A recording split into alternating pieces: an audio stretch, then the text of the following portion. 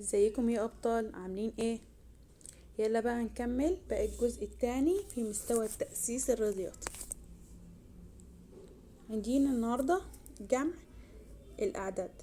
هنبدأ الجمع عددين مع عددين، صفر زائد صفر، صفر اضيف لي صفر، صفر لا قيمة طبعا هيبقى صفر.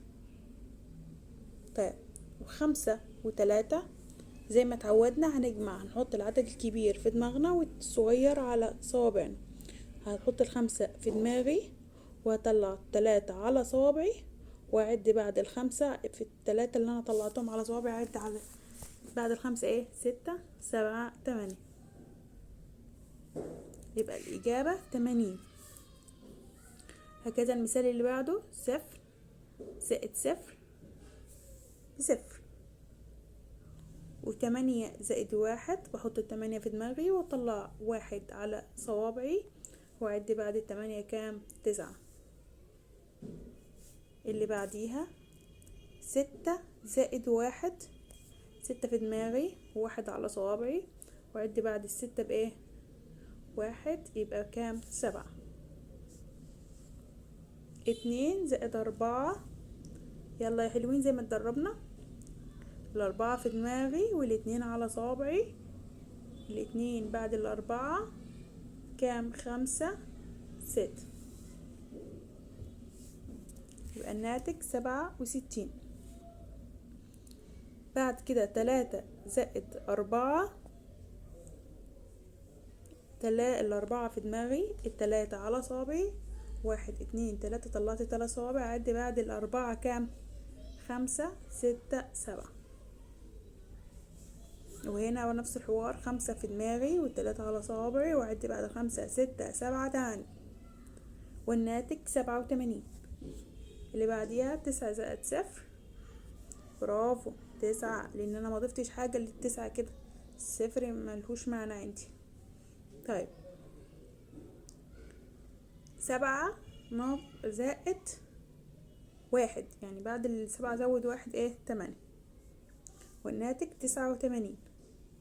4 زائد 5، احط الخمسة في دماغي واطلع الأربعة على صوابعي واعد بعد الخمسة كام، 6 7 8 9، يبقى 9.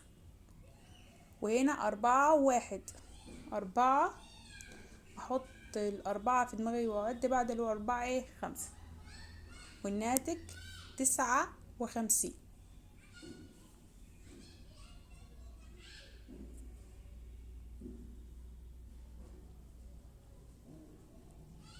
طيب، في حالة يا مس ان انا لو اعطاني 3 اعداد مش عددين فقط، عادي هنجمع زي كنا عددين، هقول صفر وصفر وصفر صفر، اتنين وواحد، اتنين واحد 3، ومعايا 2 5، برافو، بقى الناتج 50. يلا اللي بعديها، باخد الأحاد كله مع بعض يا ولاد وبعدين العشرات كلها مع بعض. مين الأحاد هنا؟ التلاتة، يبقى التلاتة وواحد 4، 4 واتنين 6. هكذا المثال اللي بعده، واحد واتنين 3، 3 واتنين 5، يبقى الناتج 56. يلا مع بعض كده هناخد الأحاد الأول لوحديها وبعدين العشرات لوحديها. واحد وخمسة، برافو عليكم، 6. 6 واتنين 8، هكتب التمانية. بعد كده أجمع العشرات، 3 وأربعة 7، ومعاهم واحد 8، يبقى الناتج 88. مسألة المثال اللي بعده، هاخد برضو الأحاد مع بعضه والعشرات مع بعض، 3 وصفر 3، و3 6، 4 وأربعة 8، وواحد 9، يبقى الناتج 96. حاولوا تجمعوا معايا، ماشي؟ نفس الحوار، هنا هجمع الأحاد، هنا هجمع العشرات، صفر وخمسة 5، ليه؟ عشان زي ما قلنا صفر لا قيمة له. 5 وأربعة 9، 7 وواحد 8، وواحد 9، يبقى الناتج 99. تعالوا كده هنا برضو زي ما تعودنا، 9 وصفر 9 وصفر 9. انا ما ضفتش حاجة للتسعة كده. 5 و1 4 و1 قصدي 5. 5 و3 8، يبقى 89. اتعلمنا ازاي بنجمع الاعداد. طيب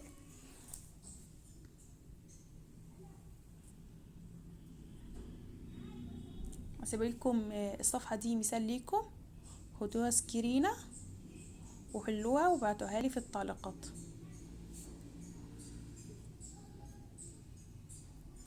وبرضو دي. طيب لا دي هحلها معاكم ماشي. ليه؟ في حاجة اسمها اعادة تسمية. ايه اعادة تسمية؟ يعني مثلا ممكن اجمع وتلاقي المجموع العدد اللي انا بجمعه زيادة. طب تعالي نتدرب ونعرف مع بعض يعني ايه قصدي كيمس. هنا اول مثال بيقول ايه؟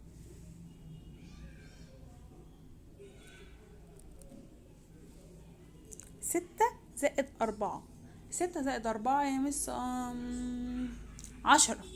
راح اقول 10. العشرة مكونة من ايه؟ من رقمين. اكتب العشرة كلها يا مس؟ لا. امال اعمل ايه؟ احط الصفر بتاع العشرة اللي هو الاحاد، واطلع بالواحد اللي فيه العشرات فوق، ودي اسمها اعادة تسمية. طيب واقول واحد، اجمع خلاص العشرة الواحد بتاع العشرة ده بقي من العشرات ضمن العشرات، فاقول له ايه؟ 1 و5 6، 6 و3 9، والناتج كده بايه؟ 90. تعالي كده تاني يا مس عشان تثبت في دماغنا. مثال تاني.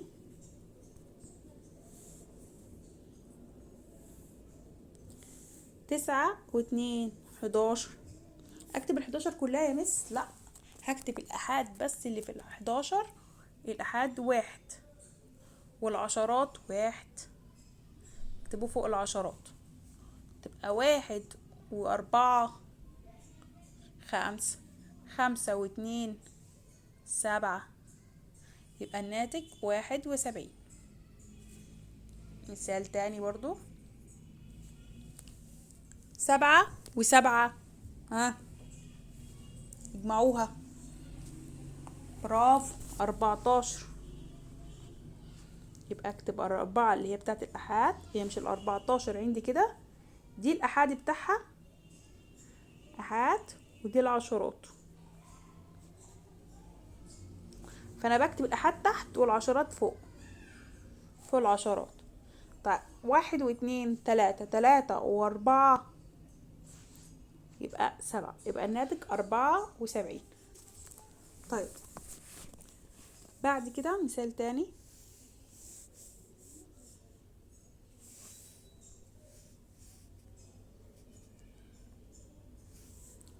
8 و2 12. 12 يا مس، ده أحاد ال12 ودي عشرات ال12. طب الأحاد 2 تبقى 2 والواحد يبقى المفروض 10. طب الواحد يتضاف، الاتنين تنزل زي ما هي، والعشرات اللي هو الواحد يبقى هنا 1 ب10 ضمن العشرات دي. طب هو طول ما في العشرات يبقى 1، يبقى 1 و5 6، 6 و2 8، يبقى الناتج 82.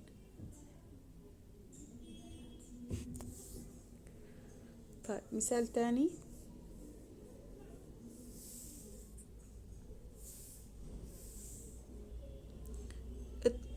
6 و6 برضو 12. يحط الأحاد زي ما اتعودنا واطلع بالعشرات فوق.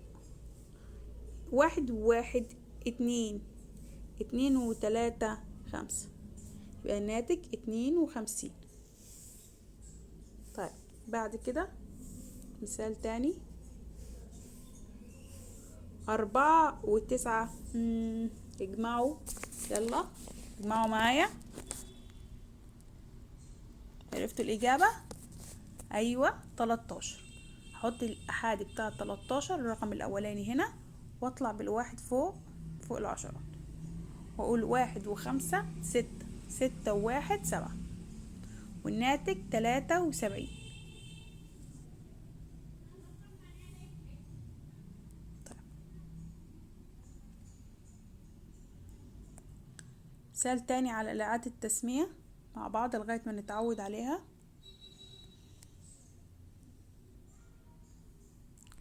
7 و6 13.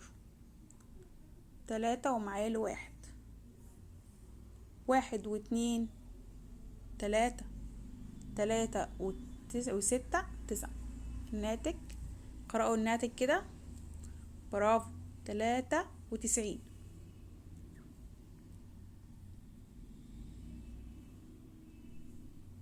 8 و3 11. 1 ومعايا الواحد. 1 و7 8. 8 و1 9. برافو، 91. يبقى الناتج 91.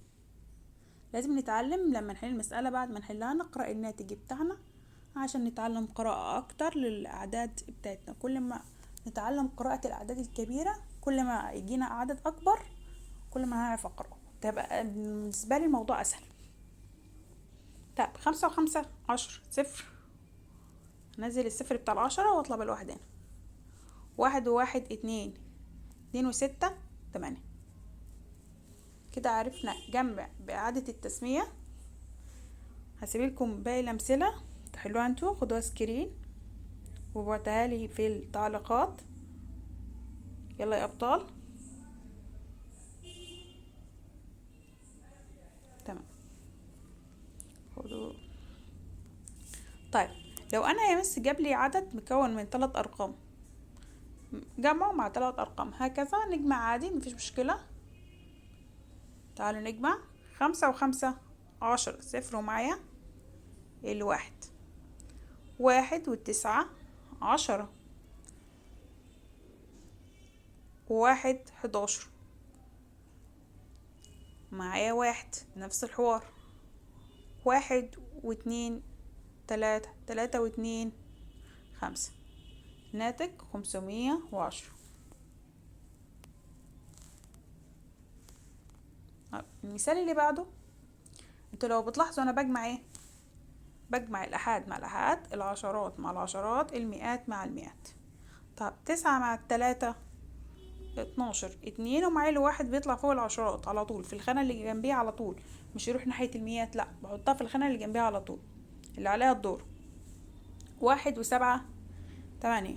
8 و3 كام؟ 11. 1 ومعايا الواحد. بعد كده نحط الزيادة برضو على ايه؟ على الخانة اللي جنبيها على طول. طيب هنا 1 و4 5 ومعايا واحد 6. يبقى الناتج 612. مثال تاني. 8 و0 8. نفس الحوار، انا بجمع الأحاد مع الأحاد، العشرات مع العشرات، المئات مع المئات. كل خانة باخد الخانة اللي قصادها اللي هي الأحاد مع الأحاد، عشرات مع عشرات، مئات مع مئات. 5 و7 كام؟ 12. 2 ومعايا الواحد. احطه فين الواحد يا مس؟ هو مين عليها الدور تتجمع؟ خانة المئات، يبقى احط فوق خانة المئات. يبقى 1 و7 8. 8 و1 9. الناتج 928.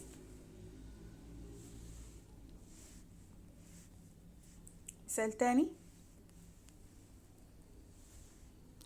8 و8 16. 6 ومعايا الواحد. واحد احطه فوق العشرات عشان هي الخانة اللي عليها الدور. 1 و6 7. 7 و7 14. 4 ومعايا الواحد.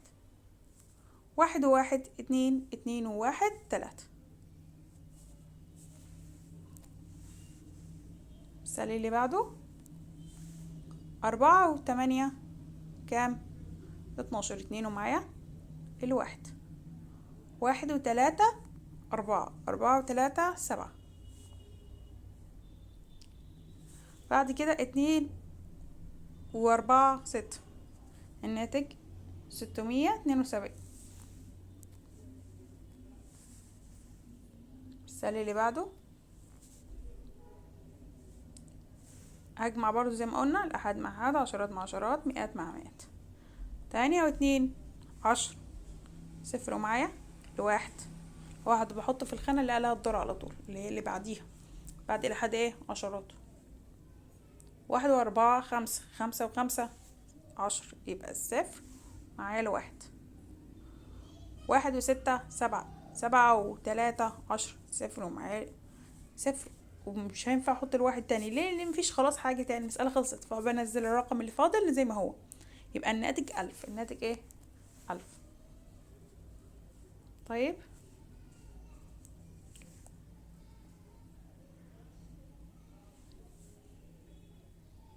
خدوا الصفحة دي سكرينة وحلوها وبتعرف في التعليقات. يلا شاطرين، خدوها سكرينة برضو. دي أمثلة اهي، خدوا الصفحة دي برضو معاها.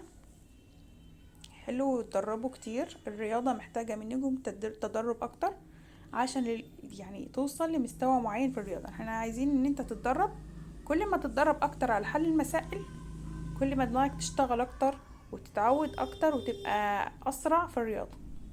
لو اعتمدت على النظر فقط مش هتعتمد، لان المادة دي عامة، سوري، المادة دي مالها بتعتمد ان انت تشغل ايدك ودماغك في نفس الوقت.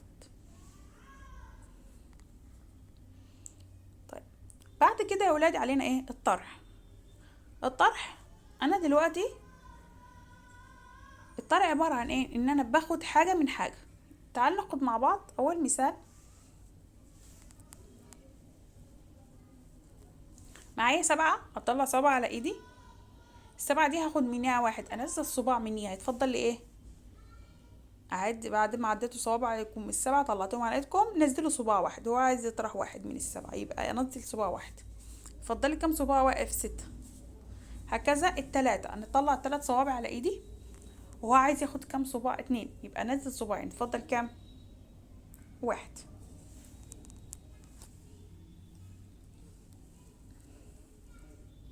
الناتج 16.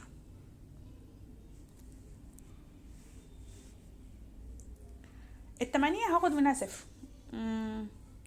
اخد منها صفر ازاي يعني؟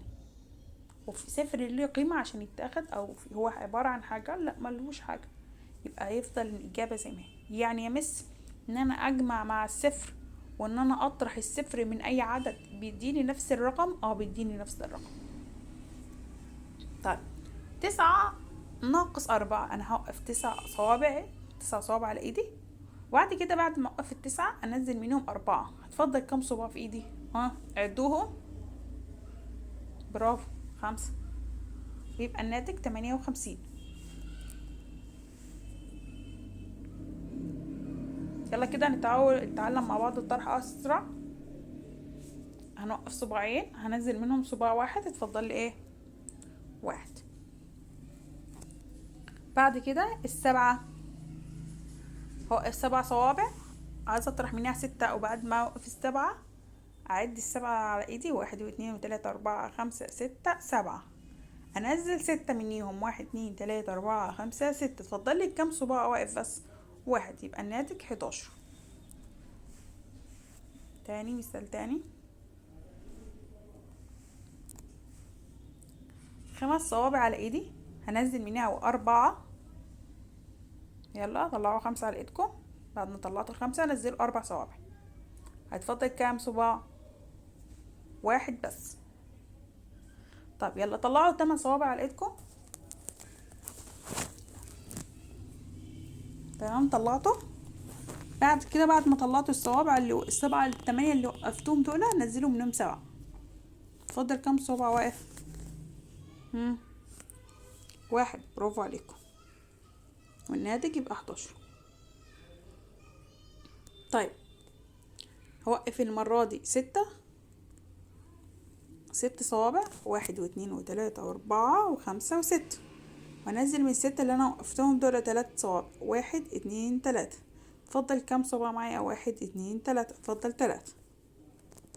هكذا 4 صوابع، هطلع 4 صوابع على ايدي، نزل منهم 3 صوابع، 1 2 3. هيتفضل لي واحد بس اللي واقف، يبقى الناتج 13.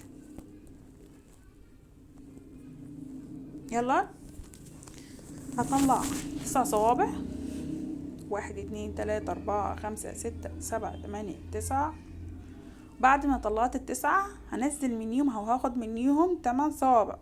1 2 3 4 5 6 7 8. فاضل كام صباع واقف؟ واحد فقط، يبقى هكتب 1. هوقف 7 صوابع. هوقف 7 صوابع. 1 2 3 4 5 6 7. بعد ما وقفت 7 صوابع هنزل صباعين. 1 2. هعد الصوابع اللي واقفة فاضلة معايا. 1 2 3 4 5. يبقى 5. يبقى الناتج 51. تمام. الطرح على الصوابع الايد دي مفروض تعلمنا ان نطرح اسرع. خدوا الصفحة دي حلوها، خدوا سكرين واتدربوا عليها في الطرح. طيب تعالوا ناخدوا بقى الطرح الثلاث اعداد.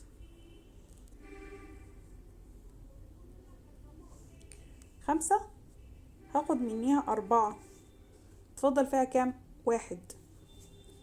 9 هاخد منيها كام؟ 2، تفضل كام؟ 7. برافو. 8 هاخد منيها 1، تفضل كام؟ 7. يبقى الناتج 771.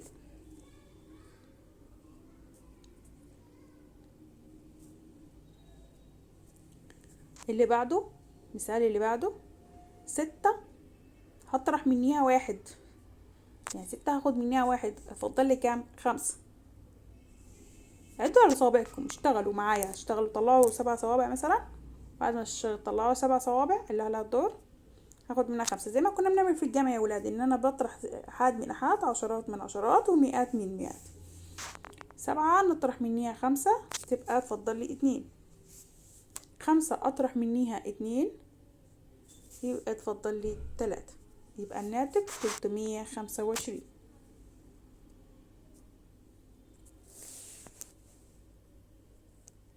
نفس الحوار هنا، بطرح الأحاد من الأحاد، عشرات من عشرات، ومئات من مئات. 9 اخد منها 0، ما خدتش حاجة منيها، تنزل زي ما هي. 2 بقى اطرح منيها 1، تفضل لي ايه؟ 1. 4 اخد منيها 3، يتفضل لي 1. يبقى الناتج 119.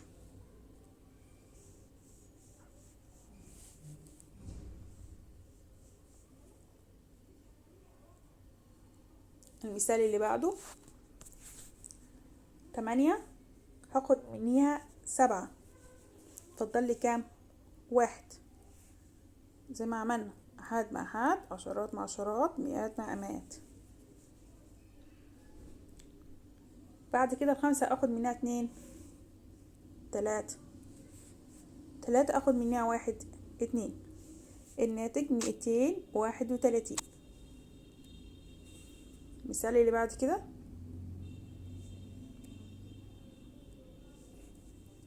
7 هطرح منها 6، 1.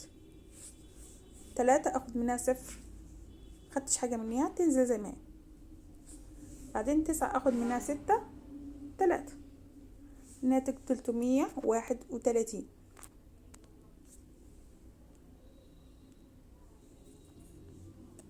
بعد كده المثال اللي بعده، 736 عايز اخد منيها 432. هطرح الأحاد، معلش ثواني، الأحاد من أحاد، عشرات من عشرات، مئات من مئات. 6 نطرح منها 2، 4. 3 نطرح منها 3، 0. ليه 0؟ لأن أنا معايا 3، أخدت 3، تفضل لي حاجة متفضلش حاجة، يبقى معايا أحط 0. 7 أطرح منها 4، تفضل لي 3، يبقى الناتج 304.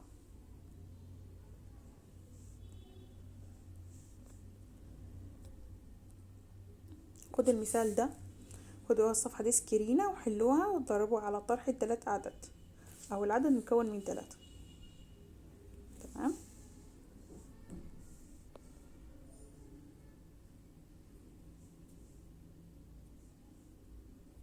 طيب تعالوا هنا ركزوا معايا. هنا برضو هطرح. طيب أنا معايا 1 صباع، 1 واقف، عايز اطرح منه 9 صوابع. ازاي يا مس؟ انا صباع واحد بس اللي واقف، ازاي هجيب له 9 صوابع اطرحهم منه؟ يعني مثلا اكني مثال تاني، آه انا معايا جنيه واحد وعايزه ادفع 9 جنيه، هجيب الباقي منين؟ هستلف من الخمسة. طب الخمسة دي يا مس في خانة ايه؟ في خانة العشرات. الخمسة دي في خانة العشرات. طب لما هي في خانة العشرات قيمتها الحقيقية تبقى كام؟ 50. فلما اخد منيها واحد، الواحد في خانة العشرات بيساوي كام؟ 10. يعني انا لو اخد الواحد بس باخده ب10. ليه؟ لان الواحد في خانة العشرات بيساوي، الواحد في خانة العشرات بيساوي 10. فلما ادي واحد للواحد ده، فهو اقول واحد و10 اهو، واحد ومعايا 10 تبقى 11. يبقى الواحد ده هيبقى 11. طب 11 اخد منها 9، كده ينفع. كده انا معايا 11 جنيه هدفع منهم 9، هيتفضل لي كام؟ 2 جنيه اللي هو 2. طب الخمسة بقى اللي خدت منيها واحد، فضلت 5 زي ما هي؟ لا، بقت 4 لاني خدت منيها واحد. طب الأربعة اخد منيها واحد تبقى 3، والناتج اللي اتفضل معايا 32. مثال تاني، دي اسمها إعادة التسمية في الطرح. معايا 4 جنيه وأنا مطلوب مني إن أنا أدفع 8 جنيه. هدفعها إزاي؟ مش هينفع، معايا 4 بس. فاروح الأربعة تخبط على العشرات اللي جنبيها، الإحاد تخبط على العشرات واطلب واحد. طب الواحد من اللي جنبها بإيه؟ ب10. فالواحد لما يروح من السبعة تبقى 6، والأربعة تبقى كام؟ 14. الواحد يجي كده يقف جنب الأربعة فيبقى ايه؟ 14. كده هعرف أدي أنا كده معايا 14 جنيه، هقدر أدفع من يوم 8 لما أخد منها 14 أخد منها 8 تفضل لي كام؟ هسيبها ازاي دي يا مس؟ أقول بعد 8 أعد على صوابع لغاية ما أوصل ل14. بعد 8 كام؟ 9، 10، 11، 12، 13، 14. فبعد ما عديت وصلت ل14 عد صوابع اللي طلعوا معايا كام عددهم؟ ب6. عددهم 6 صوابع طلعوا، يبقى عدد 6. طب يلا اللي بعديها كده، معايا 6 هاخد منها 3، دي سهلة. 6 صوابع نزل منهم 3 يتفضل ايه؟ 3. طيب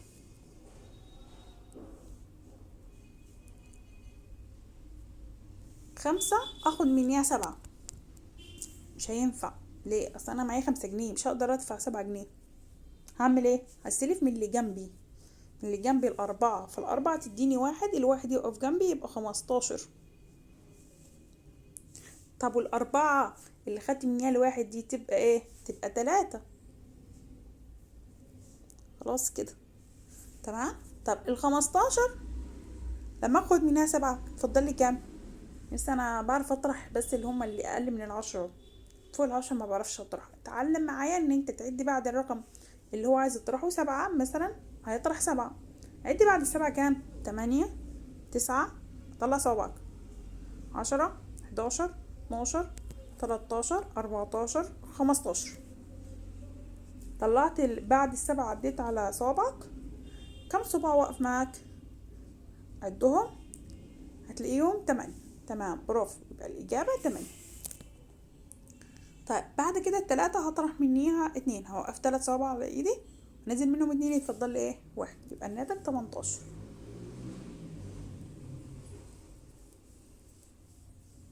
مثال اللي بعد كده هكذا.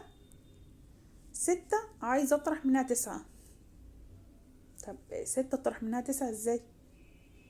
مش هينفع. فهتعمل ايه؟ عشان هي اصغر من ال9 ما ينفعش الصغير اخد منه الكبير.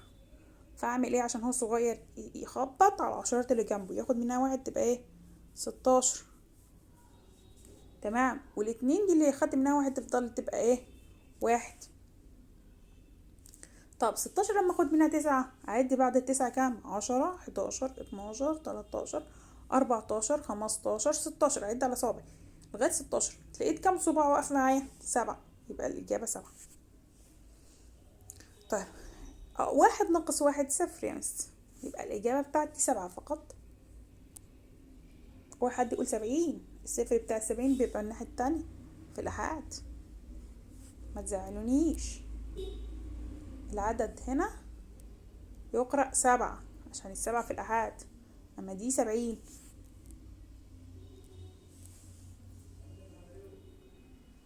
طيب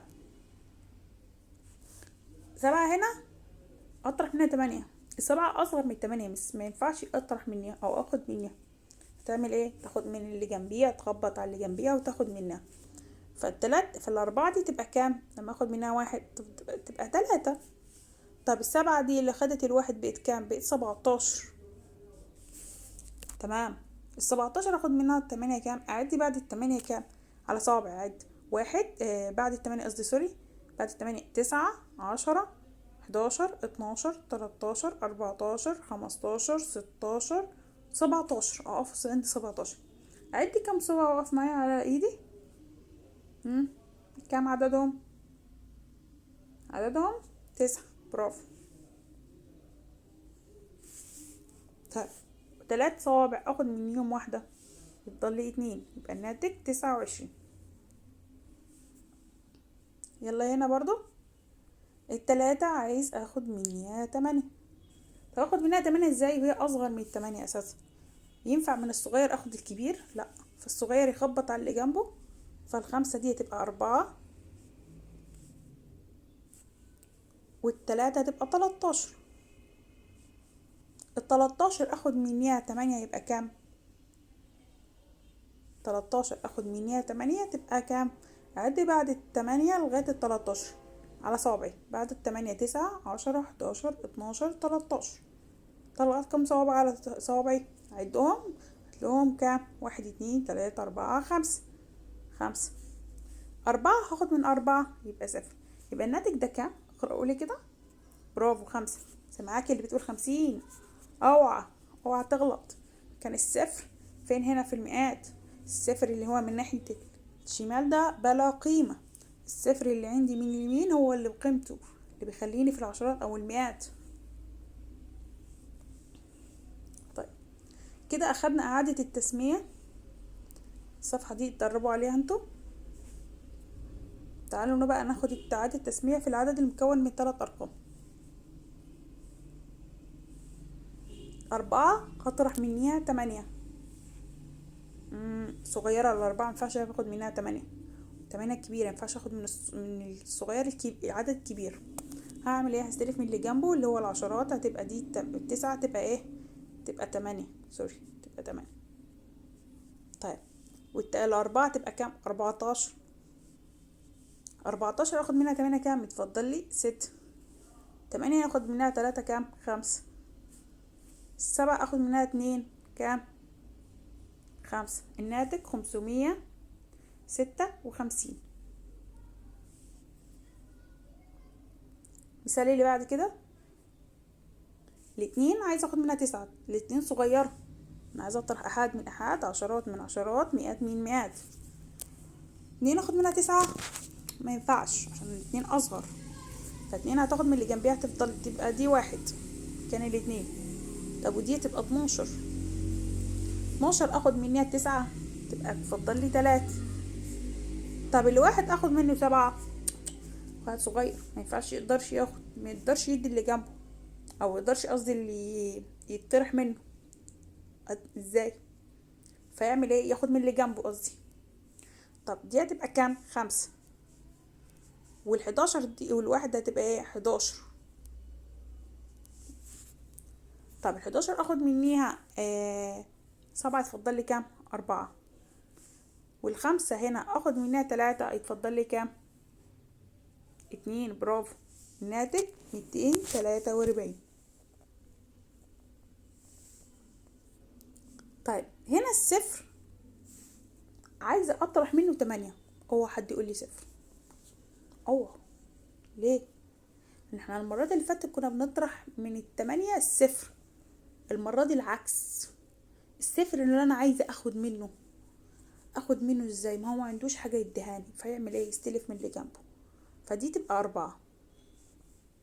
طب الصفر يبقى كام؟ صفر وحط جنبه 1 يبقى 10. 10 اخد منها 8 2. 4 ناخد منها 2 2. 9 هاخد منها 8 يتفضل لي كام؟ 1 يبقى 122. الناتج 122. المثال اللي بعده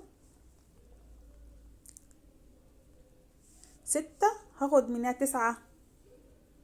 طبعا الستة اصغر فما ينفعش، فهتاخد من اللي جنبيها تبقى دي 6 وده تبقى 16. 16 اخد منها 9 يبقى الناتج 7. 6 هاخد منها 2 4. 5 هاخد منها 3 2. الناتج 247. بعد كده المثال اللي بعده 2 هاخد منها 6 هتفضل لي كام؟ مش هينفع يا مس عشان 2 صغيرة. طب هاخد من الصفر، من الصفر محوش عشان يديني. هعمل ايه؟ الصفر بقى هو اللي يستلف من التمانية، فالتمانية تبقى كام؟ 7. طب الصفر لما اخد بقي كام؟ بقي 10. يقدر يدي 2 دلوقتي؟ ما بقي معاه دلوقتي، بقي معاه هو بقي 10. فلما يبقى معاه يروح يديني 1 يبقى هو بقي 9. طب الواحد اللي عطالي 2 تبقى كام؟ 12. 2 12 نطرح منها 6 كام؟ 6. 9 نطرح منها 5 4. 7 اطرح منها 4 3. ناتج 346.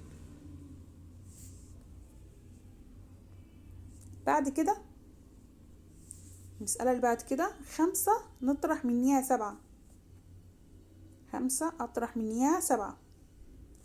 الخمسة هطرح منها 7 يبقى كام؟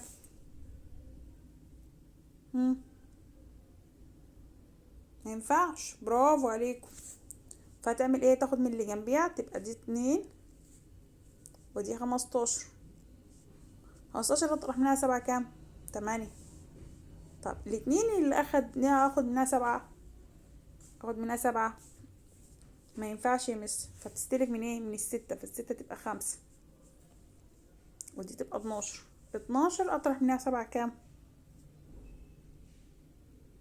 5. طب 5 اطرح منها 5 0. ناتج 58. تمام. حلو الصفحة دي تدريب على الطرح العدد المكون من 3 أعداد، ودي بإعادة ايه؟ التسمية. تمام. تعالوا بعد كده ناخد الأشكال. آخر حاجة معانا في المستوى الثاني الشكل المثلث. مثلث بيكون شكله ايه يا ولاد؟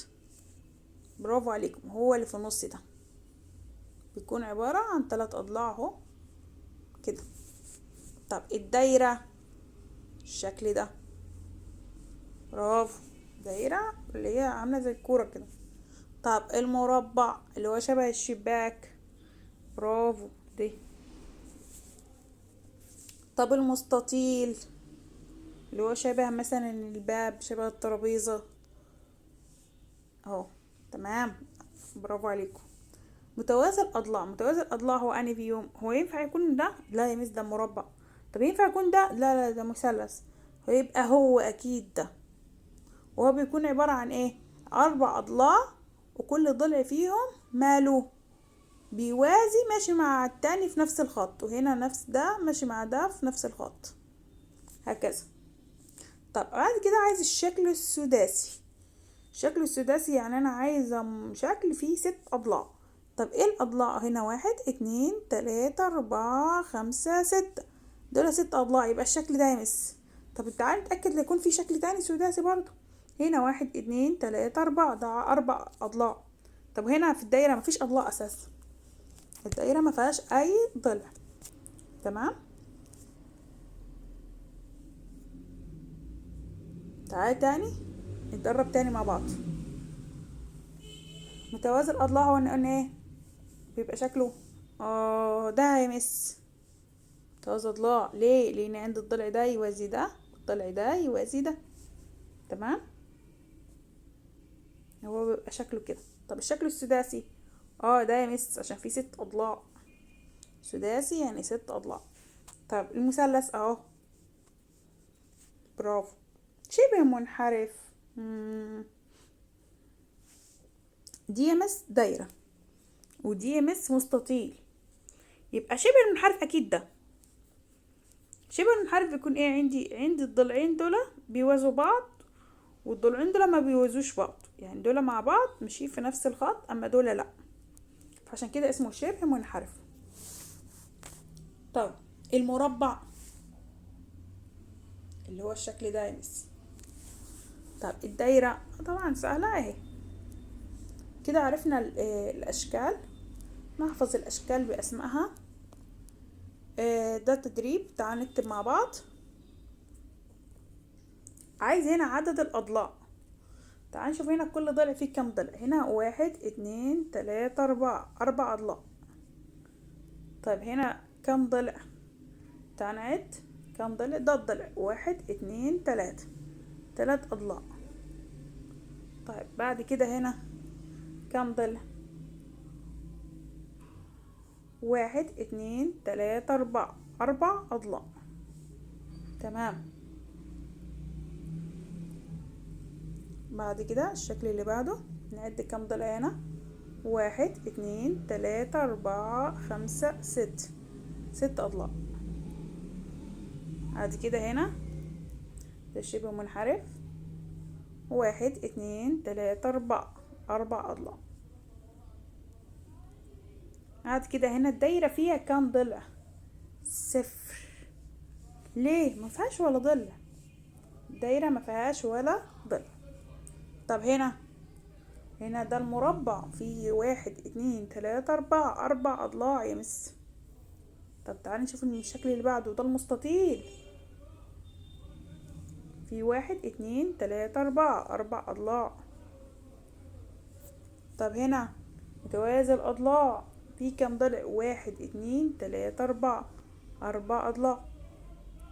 يبقى انا اللي عرفته ان المربع والمستطيل والشبه المنحرف ومتوازي الاضلاع كلهم فيهم 4 اضلاع، كل واحد فيهم 4 اضلاع. المثلث الوحيد اللي عبارة عن 3 اضلاع. طب وفي الشكل السداسي عبارة عن 6 اضلاع. طب الدايرة ما فيهاش ولا ضلع. تمام. برضو هنا نفس التدريب، خدوا سكرين وحلوه، نفس التدريب اللي احنا حليناه فوق. هنا بقى عايز عدد الرؤوس. هي ايه الرؤوس؟ ايه الرؤوس يا ناس؟ الرؤوس اللي هي دي يا ولاد، دي اسمها الرؤوس. كام رأس هنا؟ 4.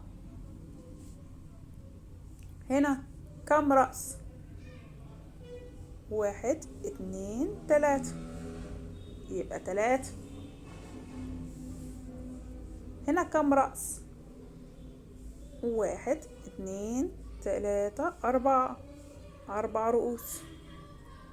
طيب بعد كده هنا تعال نعد الرؤوس.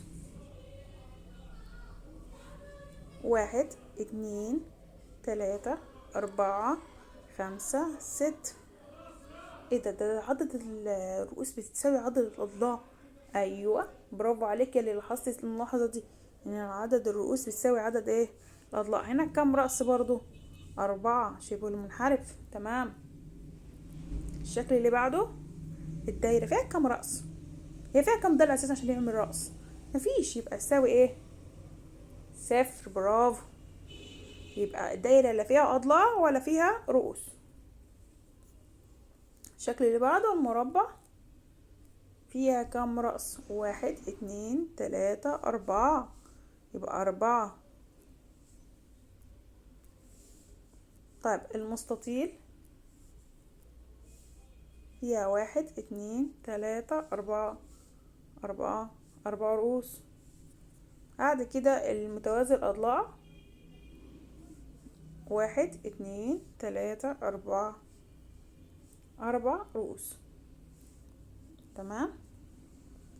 هنا برضو مثال نفس الحوار، خدوا سكرين وحلوها. طيب يبقى انا دلوقتي اللي عرفته ان الدايرة ده الشكل ده اسمه ايه؟ دائرة. دائرة. الدائرة مالها فيها كام ضلع؟ 0. فيها كام رأس؟ 0. تمام. يبقى الدائرة ما فيهاش ولا ضلع طب ده الشكل ايه؟ شكل سداسي منتظم. شكل السداسي المنتظم فيه كم ضلع؟ 1 2 3 4 5 6. في 6 أضلاع. فيه كم رأس؟ 1 2 3 4 5 6. 6 رؤوس. يبقى 6 رؤوس و6 أضلاع، والاسم سداسي منتظم. اللي بعده ده ايه؟ برافو، مثلث. فيه كم ضلع؟ 1 2 3. فيه كم رأس؟ 1 2 3. برافو، احفظوا المعلومات دي يا ولاد. ده ايه بقى؟ متوازي الأضلاع. في كم ضلع؟ 1 2 3 4. في كم رأس؟ 1 2 3 4. في 4 أضلاع و4 رؤوس. طيب بعد كده احنا كده خلصنا المستوى الثاني. لو في اي سؤال ابعتولي على الخاص عادي، ابعتولي اكتبولي في التعليقات. اتمنى ان التأسيس معايا يعجبكم، واتمنى منكم الدعم، وتعملوا لي اعجاب على الفيديوهات، واعجاب على الصفحة، ومشاركة، وان شاء الله يوصلكم كل جديد. ولو في اي سؤال او اي حاجة في الرياضة مش مفهومة ابعتولي عادي. هنكمل بعد كده باقي مستويات التأسيس، وشكرا خالص ليكم.